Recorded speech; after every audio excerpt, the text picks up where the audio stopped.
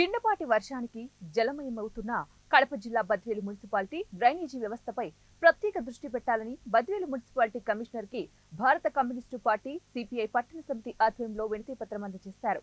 ఈ సందర్భంగా బద్వేలు పట్టణ కార్యదర్శి పెద్దులపల్లి భాలు, జిల్లా సమితి సభ్యులు పడిగి వెంకటరమణ మాట్లాడుతూ బద్వేలు పట్టణంలోని వాగులు, వంకలు, కల్వర్టులు, మోరీలు సైతం ఆక్రమించి నిర్మాణాలు చేపట్టడం వల్లే వర్షపు నీరు రోడ్ల మీదకి రావడంతో డ్రైనేజీ కాల్వలు పూడికిపోవడంతో చిన్నపాటి వర్షానికే బద్వేలు మున్సిపాలిటీ జలమయమవుతోందని, తక్షణమే ఆక్రమణలు తొలగించాలని డిమాండ్ చేశారు.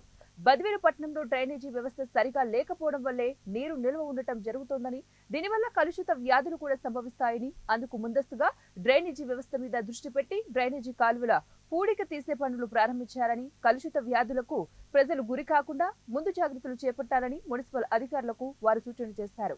అదేవిధంగా పట్టణంలో సీసీ రోడ్లు వేశారు.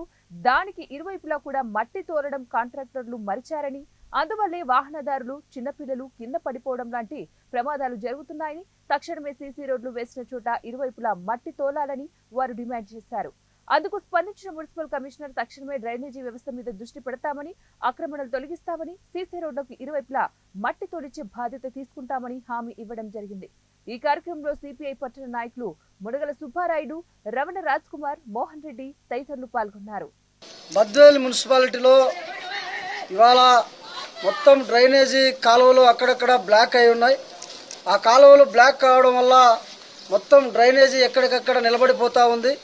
అందువల్ల బద్వేలు పట్టణం మరో జలమయంగా మారేటువంటి అవకాశం ఉంది. కాబట్టి ముందస్తుగా ఆ డ్రైనేజీ వ్యవస్థ మీద దృష్టి పెట్టి మొత్తం వర్షం వచ్చేటువంటి నీరంతా కూడా రోడ్ల మీదకి వచ్చేటువంటి పరిస్థితి ఉంది. కాబట్టి మున్సిపల్ అధికారులకు మేము ఒకటే విన్నవించాం, సార్ ముందస్తుగా మొత్తం ఈ బద్వేలు పట్టణంలో ఉన్నటువంటి డ్రైనేజ్ మీద దృష్టి పెట్టాలి.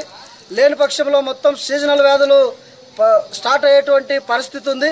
మళ్ళీ బద్వేలు అంతా కూడా మొత్తం మెయిన్ రోడ్లో కూడా నీరు పారేటువంటి అవకాశం ఉంది.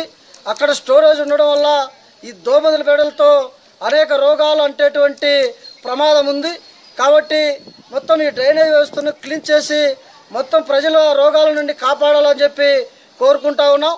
అదేవిధంగా బద్వేలు పట్టణంలో సీసీ రోడ్లు వేశారు.